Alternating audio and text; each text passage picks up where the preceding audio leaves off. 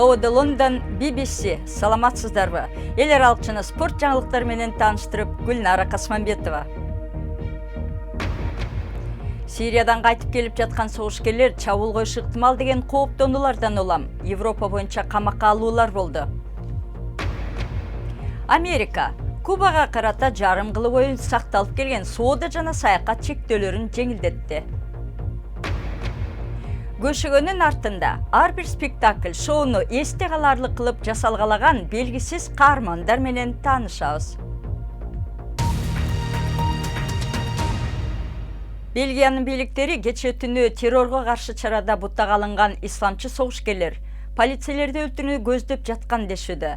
Рейдте 2 куралчан жок кылынган. Францияда дагы өткөн аптада Парижде чабуул жүргүзгөндөрдүн шериктери деп шектелген кишилерди камакка алуулар болду. Германияда болсо Сирияда чабуул пландап жаткан деп шектелген адам баш болгон бир катар исламчы камалды. Кечээки түндөн калган тактар. Бул жакта ок атышуудан террорчу деп шектелген 2 киши каза таап, бири жарадар болуп камакта. Коопсуздук күзөтү коюлган. Демейде тынч аймактын тургундары окуяга баа берүүдө. Сириядан келип жаткан жихадчылар жүрөт деп эркин баса албай калдым. Верверсте же башка жакта каалаган үйдү ээлеп алчу жихадчылар жүрөт деп коркобуз, дейт бул тургун. Кечээки ок атышуу. Бул бир нече рейдтердин бири болду. Өкмөт террорчул топ полицияга каршы чабуул жасоону көздөгөн деп айтууда. Бул жакта шекке кабылган кишилер жакында эле Сириядан кайтып келген дейт бийликтер. Биз курал-жарак арасында калашников автоматтарды, пистолеттер, ок жардыргычтарды таптык. Ошондой эле бир нече полиция формасы бар экен. Байланыш аппараттары, радиолору, мобилдик телефон, жалган документтер, ошондой эле акча колго түштү. Башка Европа өлкөлөрүнө салыштырмалуу киши башына алып санаганда, Бельгиядан эң көп жүздөгөн кишилер Сириядагы жихадка жөнөп кеткен. Эми алардын артка кайтып келиши Европа үчүн олуттук коопсуздук көйгөйүн жаратууда. Верверстеги рейд Париждегидей кыргынды токтоткон чыгар. Бирок жалпы Европада өткөн аптадагы окуялар коопсуздукту чоң көйгөйгө айлантты. Куба менен Американын ортосундагы мамиле жибип келаткандыгынын даана белгиси пайда болду. Эки өлкөнүн ортосундагы саякат жана соода боюнча жаңы келишимге ылайык АКШ жарандары кредиттик карточкаларын Кубада колдоно алат. Америкадан айрым технология экспорттолот жана кубалык сигараларды сатып алууга тыюу салган америкалык мыйзам жоюлду. Көрсө айрым америкалыктар кубалык сигарага жете албай сагынып калган экен. Кубалык сигара, эски унаалар жана Фидель Кастро. 50 жыл бою АКШда буларга тыюу салынган. Кубанын улуттук телеканалы эки өлкө ортосундагы соода саттыкка шарт түзүүлөрүн жарыялады. Андан тышкары АКШнын атуулдары Кубага барууга да уруксат алышты. Бирок кубалыктар азырынча АКШга эркин бара алышпайт. АКШ менен Кубанын ортосундагы мамилелер 1960 жылдардын башында үзүлгөн. 1962 жылы орун алган Кариб кризисинде 3-чү дүйнөлүк согуштун чыгып кетишине бир карыштай гана калган. Бирок өткөн айда Барак Обама эки өлкөнүн мамилесин жумшартууга убакыт келди деп билдирген. Бүгүн АКШ менен Кубанын мамилесинде жаңы доор башталды. Бирок мунун баары Кубанын калкына кандай таасир этет?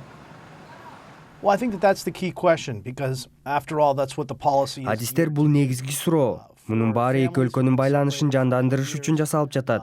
Бөлүнүп калган эки эл биригет деп үмүттөнөбүз, деди Куба таануу боюнча адист Томас Билбао. Бул аз болсо да маанилүү кадам. Бирок АКШнын соода саттык эмбаргосын толук алып салуу үчүн президент Барак Обамага республикачылар көпчүлүк кылган Конгресстин уруксаты керек.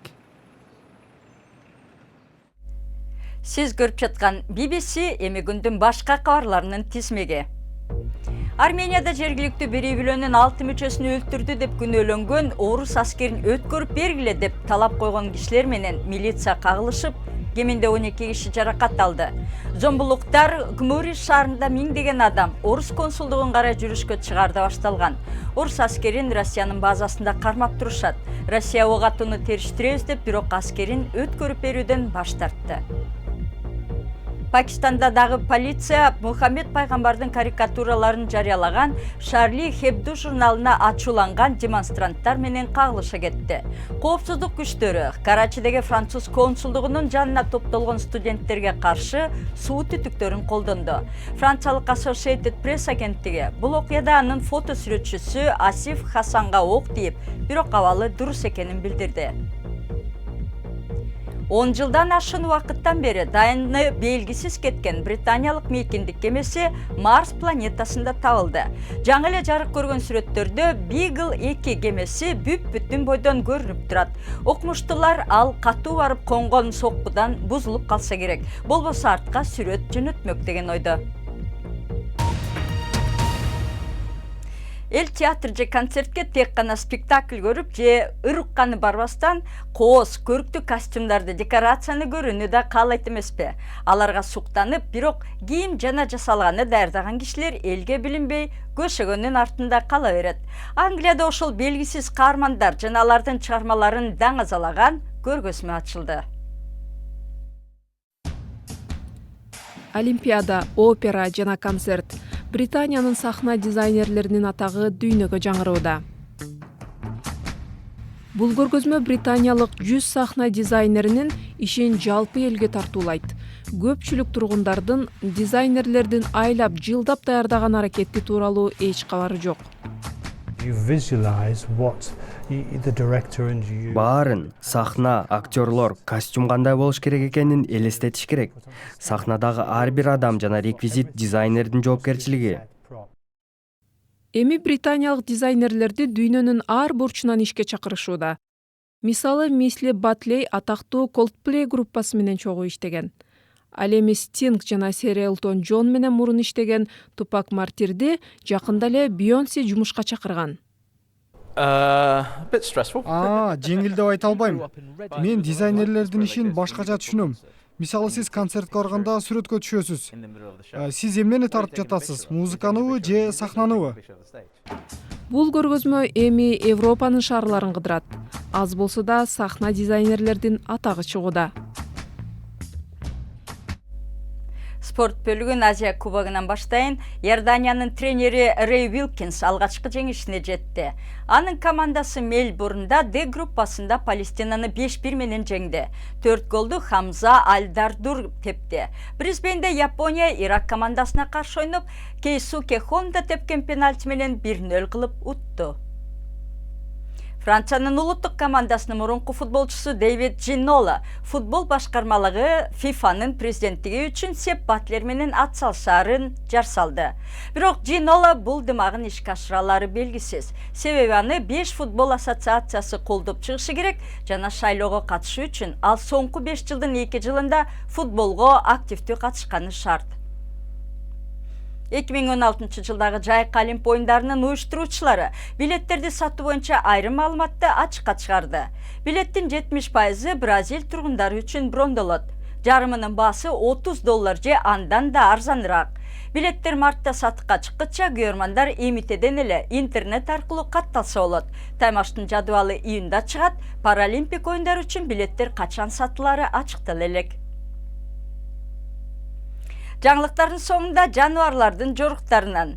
3 ыргачы Рино кароолчунун уктап жатканынан пайдаланып Израилдеги сафари зоопаркынан качып кеткен. Алар унаа токтоочу жерге жеткенде бирөөлөр байкап калып полицияга чалган. Байкоо камерасына тартылган видеодо зоопарктын тайманбаган директору Ринолорду артка кайрып айдаганын көрсө болот.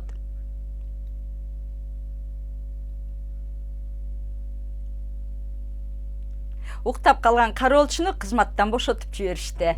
Эми интернетибизге чакырам, дарегибиз bbc-kyrgyz.com сайтыбыздан жаңылыктарды окуп, радиобузду да уга аласыз.